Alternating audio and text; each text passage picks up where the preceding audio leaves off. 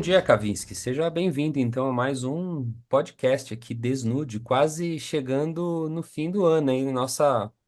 Vai ser nosso primeira season, né? Para ficar mais chique aqui, né? Tudo Bom bem aí? bom dia, tudo jóia. Fim de ano, aquela época que o pessoal gosta de fazer previsões para o ano que vem, né? E errar todas. Pô, é verdade. Oh, e é sobre. Acho que tem uma correlação o tema de hoje, né? Sobre previsões. O LinkedIn tá bombando, né? Porque vai chegando no final do ano, acho que o pessoal vai se preparando para procurar emprego em janeiro e fevereiro. E aí, galera, o que surge de mágico, de guru passa longe, né? O que tem de Nostradamus digital agora no LinkedIn não tá escrito, né? E aí, isso me traz um pouco na memória aqui, muitas outras situações, né? Elas acabam sempre ocorrendo nesses períodos, né? Que nós já vivenciamos, e no final você fala, gente, como nós perdemos, como a gente perdeu tempo, como a gente perdeu tempo na vida discutindo, indo em eventos, né? Vendo aquela galera no palco, achando que aquilo ia ser meio que a tábua, o paladino, né? A salvação da lavoura do marketing e de negócios ali para as próximas décadas, né? É impressionante como a gente já vivenciou isso e eu estou achando que a gente está agora num momento até mais exponencial. Vou pegar aqui o exemplo, por exemplo, eu quase usei um pleonasmo aqui, né? Vou pegar aqui o exemplo do metaverso, né? É um caso. Meu, a gente perdeu uns 2 anos com essa história aí. E eu sempre brinco, né, nas conversas que eu tenho que, amigos, o metaverso já flopou lá no Second Life, né? Já, lá no Second Life já tinha flopado. Eu não sei por que vocês voltaram com essa história. E tem gente ainda que insiste nisso, né? Perdemos tempo, dinheiro, que teve galera fazendo um monte de ação que até hoje continua, tipo, estúpida, que não traz notoriedade, não traz resultado, não traz nada. E, cara, isso me lembra um pouco, né? Você até falou comigo recentemente, eu quero que, inclusive, a pauta é grande, o conteúdo hoje requer um pouco até de explicação acadêmica, né?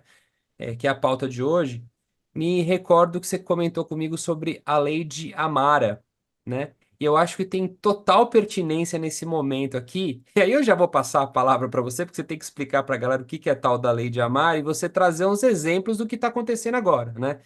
Que é aquele finalzinho de ano, tem um monte de situações ocorrendo.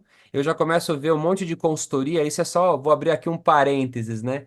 Tinha um monte de consultoria que até 2 anos atrás era consultoria de branding, de trade. Aí, de repente, os caras viraram consultoria ou futuristas de inteligência artificial.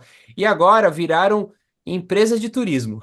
O que tem, galera, de empresa de turismo que tá levando o pessoal para e vai para a China, e agora tem SXSW, todo mundo virou curador, cobra 20, 30 mil reais para curar o SXSW. Olha, chegamos no ápice. Kavinsky, estamos vivendo basicamente uma exacerbação de técnico, médico e louco de futebol em marketing, e isso me leva a crer que realmente a lei de Amara existe. Explica para a galera o que que é a tal da lei de Amara e dá uns exemplos. Eu acho que é, né? Mas melhor do que ninguém você para trazer essa pauta para a gente aqui. Vamos lá. Lei de Amara é uma lei, né, criada aí pelo Roy Amara, embora ela tenha, né, aí paralelos no passado, inclusive desde Confúcio já coisas parecidas. Ele era o presidente do Instituto para o Futuro da Califórnia nos anos 30 e ele disse a seguinte frase, né, o seguinte mandamento aí, que a gente tende a superestimar o efeito da tecnologia no curto prazo e subestimar o efeito dela no longo prazo, né? Então a gente pode até aplicar isso para o metaverso, né? Acho que foi uma corrida aí exacerbada, né? E que dependia de muita coisa, né? Tecnologia, né? Depende de aparelhos e tudo mais que é difícil de fazer vingar, né? E acho que um dia vai ter aí um espaço, um lugar importante para ela, né? Mas vai demorar, leva tempo, né? E a gente, de fato, aí a lei de Amara se aplicou completamente, né? Numa loucura coletiva aí que o pessoal começou a falar sobre isso. Eu queria até aproveitar, né? Que a gente está falando de previsões e LinkedIn, né? Tá todo mundo agora, e de South by Southwest também, todo mundo agora está falando das previsões da Amy Webb, né? Que ela acabou de publicar. Mas ninguém lembra que no começo desse ano, no South by Southwest desse ano, que é em Em março, se não me março, engano, em março, em né? março. Ela Uhum. fez uma palestra, cobrou US$ 500 mil, ou 3 milhões, mais 3 milhões de reais, né? E falou coisas legais, mas também falou coisas do tipo, com todas as letras, até o final desse ano, vulgo hoje, agora, teria um monte de gente usando uma tela na frente do rosto, por causa do Apple Ah, Vision, né? exato, o Todo mundo fica Provision da Apple, exatamente. e todo mundo fica falando agora, nossa, olha as previsões da Web. E ninguém se dá o trabalho de olhar alguns meses atrás e ver tudo que ela errou também, né? E eu tenho uma opinião sobre isso. Não é que ela não seja, né, uma super profissional, mas eu acho que às vezes as pessoas têm a tendência muito mais de falar e acreditar naquilo que as pessoas gostariam de crer do que aquilo que de fato, né, pode acontecer ou não. Você tem toda a razão. Bem, assim como você, né? Eu frequento esses eventos há décadas, né? O SXSW é um caso, e particularmente a palestra da Amy Webb, ela é a mais concorrida de todas, né? Todas. Todo mundo. Tem gente que fala assim: não, eu vi o Amy Webb, e eu tô tranquilo. Mal sabem eles que um mês ou algumas semanas depois as pessoas podem ver a palestra gratuitamente da Amy Webb no YouTube. Entre nós, né? Todos, sem exceção, podem assistir todos os keynotes do SXSW via YouTube de forma gratuita, sem precisar pagar, às vezes, de 15 a 30 mil reais para estar lá, né? Mas eu estava nessa palestra e eu me lembro claramente, né? Não só dela falar a respeito do óculos, né? Do Provision, né? Mas tinha muitas outras situações ali decorrente da inteligência artificial. Lembra aquela coisa do super cycle né? O super ciclo tecnológico, aquela coisa que a gente ia ter várias situações muito rapidamente de negativação, desde crédito Bioengenharia até. foi outra. Qual foi? Ah, bioengenharia. Bioengenharia, falou muito sobre isso, que tem um futuro brilhante, mas eu Ah, estudei sim. desde os anos 80, cara. Eu Pois morei em é. San Diego. San Diego é, tipo, eu acho que é o segundo berço aí, o segundo lugar mais conhecido de bioengenharia. Tem Sim. empresas lá trabalhando desde os anos 80 com bioengenharia e não conseguiram lançar as coisas até hoje. Tem um futuro sensacional, mas a lei de Amara aí se aplica muito bem, vai demorar. Só para a gente ver a dicotomia, né? A gente está falando de bioengenharia e a gente tem pessoas no planeta Terra discutindo a validade e veracidade de vacina. É muito louco, assim, vacina, crianças, vacina, né? E aí a gente está com a história da bioengenharia. A sensação também que me passa, muitas vezes, é que uma grande parcela de lideranças de marketing ficam perdendo tempo com essas coisas futuristas e não fazem o básico, não fazem as coisas mais essenciais que precisa uma empresa, né? Então, eu volto ao ponto que em alguns, provavelmente em alguns programas a gente já levantou a bola aqui, de que a gente fica ali subindo gente no palco para falar um monte de coisa bonita, mas no fundo, dentro de casa, o cara entra numa sala e tem um CFO cobrando ele de EBITDA e ele não sabe como fazer aquilo, né? Por quê? Porque fica perdendo um tempo do caceta, né? Falando essas bullshitagem, achando que tudo vai acontecer. A gente pode aqui ficar recitando, né, o Kavinsky, um monte de exemplos, como é o caso até do próprio chat GPT. Até hoje, a alucinação do próprio chat GPT ela é alta e a gente já sabe que para você conseguir extrair realmente pontos estratégicos, situações muito criativas, seja numa plataforma de generativa visual ou de texto, requer de você um mega conhecimento técnico para você fazer prompts, testar, aprender e voltar, né? Eu tenho visto ali, por exemplo, imagens virou pastel. Hoje você já sabe na lata, é impressionante. Você sabe na lata quando a imagem foi gerada por inteligência artificial, porque parece que criou um standard, tem um padrão, né? Ou seja, tá virando uma mega pastelaria. O Kavinsky, aproveitando a história da Lei de Amara, deixa eu puxar aqui uma outra situação. O Sam Altman, recentemente, a gente até comentou isso, né, no último programa que nós fizemos, ele falou sobre a tal AGI, né, que é a tal da a Artificial General Intelligence, né? E ele foi lá para, né, uma entrevista dizendo que agora o próximo passo realmente é um negócio que vai superar o cérebro humano.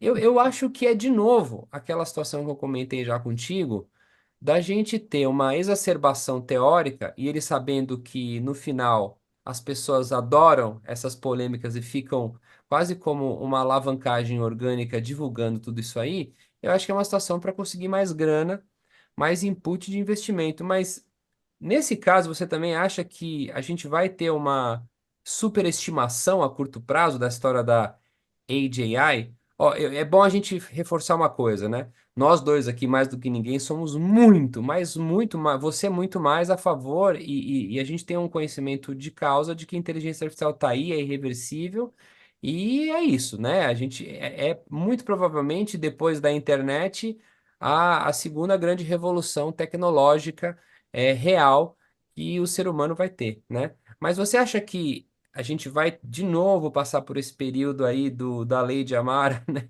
Com a história do Sam Altman aqui? Com certeza, e já estamos passando, e acho, assim, não sei o que ele acredita ou não, mas concordo com você que muito disso é para tentar aumentar aí o valuation da empresa, né? Eles têm grandes investimentos, né? Ainda não tem, né, um negócio que se sustenta sozinho, então depende de novos investimentos para continuar, né? E está atraindo atenção é importante. Né? E AGI, gente, é uma coisa como se fosse uma inteligência maior do que a inteligência humana, ou tão inteligente quanto um humano. Né? E se a gente pegar, né, para quem conhece aqui tecnicamente, né, os modelos, e aí os modelos neurais e tudo mais, a inteligência artificial as mais poderosas que temos hoje, do Google, da Microsoft, da própria OpenAI, né? Se a gente comparar com o cérebro humano, por exemplo, três neurônios do cérebro humano já fazem mais conexões e são mais eficientes do que uma inteligência artificial mais moderna que temos hoje. Dá para imaginar aí a diferença. Uma outra coisa que as pessoas costumam falar, não, a inteligência artificial aprende como um humano. Não aprende, gente. A criança não aprende a falar recebendo todo o corpus de língua que vai para um lugar e tem contato com todo esse corpus e aí aprende a falar de repente. É muito diferente. E aqui talvez, né, o futuro da M-Web lá, que é mais distante, né, eu acho que para a gente chegar nisso, ia ser necessária uma computação orgânica junto com uma computação tecnológica, que não é impossível, né, mas é uma coisa de muito longo prazo, né? Então, aí acho que a lei da Amara se aplica perfeitamente. Ô, Kavinsky, dentro da minha ignorância aqui, qual que o que que seria na teoria ou na prática, vamos chamar assim, essa parte orgânica? Seria a gente ter. Hoje, quando a gente fala de inteligência artificial, é chip, né? Vamos chamar assim, é processador, é hardware, né? O que que seria esse orgânico? Só para a gente ter um deparo aqui, uma comparação. O orgânico seria muito parecido com órgãos humanos mesmo, né? Alguma coisa que funcione dessa maneira. A gente tem um problema antes de chegar lá, né? A gente sabe muito pouco sobre o cérebro, mas muito, muito pouco. É como se a gente estivesse na idade das trevas aí da fisiologia do cérebro e de como ele funciona. Isso gera um problema para a gente chegar numa inteligência humana, porque a gente não sabe nem explicar a inteligência humana. A gente fala sobre emoções, não sabe onde ficam as emoções. Memória. Ninguém sabe até hoje como funciona a memória humana, onde ela fica armazenada e de que maneira a gente acessa ela. Pensa nisso, cara. A gente está muito distante disso. Então, na atualidade, eu acho que é mais fácil a gente usar máquinas como vem fazendo, né? Para situações onde a máquina performa melhor do que o homem, tem muitos casos para isso, como, por exemplo, né, fazer muitos cálculos, né? E deixar a coisa, eu acho que ela vai acontecer num muito longo prazo, tá? Da gente chegar numa coisa mais parecida com o humano. E o cérebro humano, por exemplo, né, faz muito mais computações do que um computador, gastando muito pouca energia. Isso é uma outra característica, né, do cérebro humano. Gasta muito pouca energia, tá, para fazer, né, tudo que a gente faz hoje em dia. Ó, isso, até para a gente terminar aqui, né? Eu. Sabe o que me trouxe aqui na memória? O CRM e Internet das Coisas. Olha que interessante, né? O CRM, vamos chamar assim, teoricamente ou do ponto de vista estratégico, ele surgiu há mais de 2 décadas. Há muito mais de 2 décadas. E eu me lembro exatamente quando a gente começou a ter aquele boom, por exemplo, a Oracle falava de CRM pra caramba, né? A IBM falava de CRM, gente, tinham empresas, né? Falando muito sobre a tecnologia e assim por diante. É engraçado, passaram-se 2 ou 3 décadas desde o surgimento, né, da teoria do CRM em termos de tecnologia e até hoje a gente não consegue ter empresas de médio e grande porte, por exemplo, qualificação da base de dados para um disparo simples de uma regra de relacionamento. Até hoje. 3 décadas depois. Cara, é muito louco. Internet das coisas, a gente começou a falar de IoT, Internet das coisas, também há mais de 2 décadas. E até hoje, quando você vai comprar uma geladeira, você não consegue ter uma geladeira realmente do ponto de vista assertivo, onde a geladeira pode fazer um disparo, a exemplo, para um site como a Amazon, para um site de varejo, por exemplo, um Sam's Club, né? E automaticamente pedir os pedidos de acordo com uma regra que um usuário colocaria. Cara, nós estamos falando de um negócio de 3 décadas atrás, que a gente teve a lei de Amara, do Internet das Coisas e do CRM, e até hoje a gente não conseguiu concretizar uma teoria que, para nós, é uma coisa seria muito basal, né? Se eu estivesse dando uma aula. Boa. Eu queria falar sobre CRM antes para, né, pincelar esse assunto, mas não me deixa, não vamos terminar sem falar de geladeiras e robôs humanoides, que é o último da lei da Mara que eu quero comentar, Tá porque bom. tá Mas quente. fala antes do CRM, eu vou O lembrar você. CRM, tá, a gente teve uma evolução importante, tá, que não realmente não resolveu todos os problemas, só que tem o seguinte. O Mark Benioff, que trabalhava na Oracle, né, justamente com a ferramenta de CRM, que era uma grande ferramenta de CRM, até então, um CRM, antes do Salesforce, que o Benioff saiu da Oracle e lançou, né, custava milhões de dólares para você instalar, levava meses para configurar e precisava de muita gente para mexer naquilo. Aquilo era uma coisa que era muito pouco acessível, só grandes corporações podiam utilizar. O Benioff saiu, falou que ia fazer um negócio que ia custar, sei lá, US$ 40 por mês e que você instalava em um dia, né? Sim. E aí o cara da Oracle que tocava esse projeto, que agora não me vem o nome, né, falou, não, isso é impossível, essa empresa vai desaparecer em um ano. E a Salesforce virou o que virou. Não é que CRM, né, virou, tipo, tá muito mais acessível, né, para quem quer usar as ferramentas, mas na prática é muito mais complexo do que o que parece, né? E aí, de fato, né, mas tivemos uma evolução bem importante aí de democratização, pelo menos das ferramentas, Ah, né? sim. Então, por exemplo, coisas muito simples, né? Como disparo de e-mail marketing, né? Era isso, você tinha que fazer isso dentro de uma tecnologia que custava milhões, né? Hoje, com R$ 1.000 por mês, uma assinatura, né? É ruim, né? Mas até pequenos empreendedores ali tem uma ferramentinha de CRM que eles colocam lá a base de dados deles, né? E ficam disparando, né? Através de um white label ali, e-mail marketing, essas coisas todas. Agora, Kavinsky, fala aí. Tem gente realmente achando que. Acho que viu lá o seriado da Sunny na Apple TV. Você já viu isso aí? Veja, o seriado da Sunny da Apple TV Sim, já assisti, é muito bom. que tem os robôs em casa, né?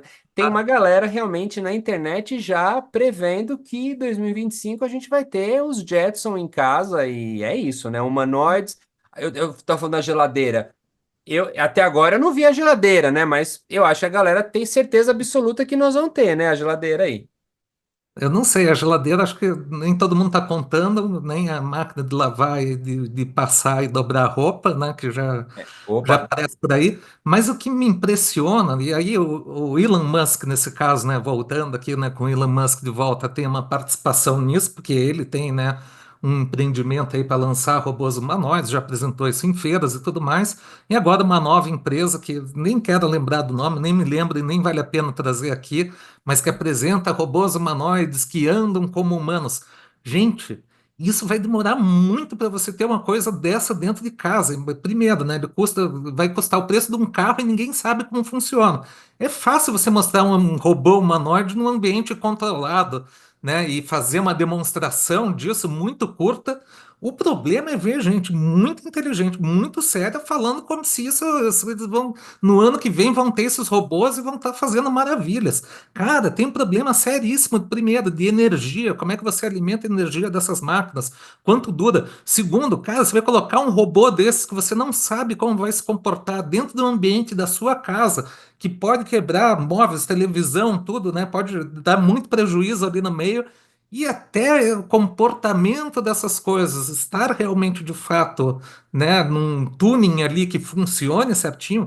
Olha, eu não dou, tipo, nem em 20 anos eu não espero que as pessoas tenham naturalmente robôs dentro de casa. Eu acho que vai ter gente experimentando, fazendo experiências, mas eu acho que vai demorar muito para a gente ter uma coisa factível. De novo, a lei da Emara aqui funcionando e mostrando que a gente acredita muito mais naquilo que a gente quer e do que a gente gostaria do que aquilo que é, né, verdadeiro e mais factível, né? É aquela velha curva da inovação, né? Onde a gente chega no pico da ignorância e demora isso aí, né? Para depois a gente cair na real e aí, dando alguns passos para trás, a gente consegue evoluir. A internet foi assim, a internet está aí, né? A gente também teve. Eu acho que isso é da natureza humana, provavelmente, porque todos esses momentos, né? A gente acaba vivendo isso. Mas é sempre bom lembrar. Porque nós aqui, como lideranças responsáveis de empresas, né, e agências, a gente tem que tomar muito cuidado para não gastar o dinheiro do anunciante, não onerar o consumidor dentro dessas exacerbações e dessas filosofias que no final servem só para LinkedIn, né? E a real é essa, né? Hoje a gente tem um movimento, principalmente no LinkedIn. Eu sempre brinco, né? O LinkedIn é uma rede muito importante para todos nós profissionais, mas também é a mais tóxica. Por quê? Porque sempre falam do maravilhoso e mundo da purpurina que existia no Instagram. Mas tem um pior, no LinkedIn. Opa, no LinkedIn é muito pior, mas E acho muito pior. Você disse uma coisa legal, e até aproveitando aqui para fechar, né? Que é tudo bem a gente olhar para essas coisas, é tudo bem a gente ficar animado. O problema é o quanto que elas se tornam distrações para nós. É quando se torna uma distração de outras coisas mais importantes, né? E que são mais urgentes, aí isso vira um problema. Você tem toda a razão. Ó, fechamos com chave de ouro. Kavinsky, muito obrigado, né? Foi excelente, uma mega aula hoje aqui sobre a lei de Amara e as besteiras de M-Web, né? Porque a gente tende, né? Impressionante, né? A gente acha que a gente acaba endeusando, né? Algumas determinadas situações e pessoas, né? E muitas vezes ok, é normal, é assim, pessoa, né? Fala coisas corretas, né? Fala muita besteira e a gente tem que tomar um pouco de cuidado. A MWeb não estaria fora desse contexto, né? Então é isso, mas que você falou, né? Ganhando US$ 500 mil, meu amigo, US$ 500 eu vou começar tranquilamente é a pauta do storytelling. Você cria um storytelling, meu amigo, nossa, US$ 500 mil para falar um monte de coisa que não existe. Ah, tá bem, viu? E eu estudei, hein, Kavinsky? Estudei pra caceta, né? Tamo aí. E ela não está Ó, sozinha, até para a gente não fazer uma coisa aqui, Ah, né? não, não, é que ela é a grande referência do Ela resto, né? está uma referência, ela fala muita coisa, né? Tem um instituto muito bem reconhecido, né? Faz coisas muito legais, fala coisas importantes, mas eu acho que ela escorrega nessa de falar outras coisas, e eu cutuco todo mundo. O Ray Kurzweil é outro, né? Que é uma referência para o mercado. Eu estive com ele em 2014 e ele disse: 2020 todos os carros serão autônomos. anos. E eu falei, é bullshit. Ele ficou puto, né? Veja, é outra. Então, gente, não é que a gente está escolhendo uma ou outra pessoa. É um monte de gente que faz isso. E é bastante gente séria, mas que acaba, às vezes, entrando numa onda, embarcando numa viagenzinha aí que a gente precisa falar sobre também, né? Só para lembrar uma coisa, os próprios estatísticos e matemáticos erram, na grande maioria das vezes, as projeções, né? Então, isso é teoricamente, não é fato, é comprovado, né? Grande parte de todas as projeções, inclusive numéricas, que são pautadas sempre no final de ano, né? Olhando para o ano seguinte, nós estamos falando de 12, 24 meses, 80% vai para o lixo. As variáveis incontroláveis acabam tendo impactos destrutivos, né? Muito mais do que a proteção que a gente tem das variáveis controláveis. Então, amigos, pandemia está aí para ser um fato histórico que comprova isso, né? Beleza. Kavinsky, vamos para o próximo aí. Muito obrigado. Valeu. Agradeço também os nossos queridos e poucos ouvintes, né? Um dia nós teremos muitos. Até mais.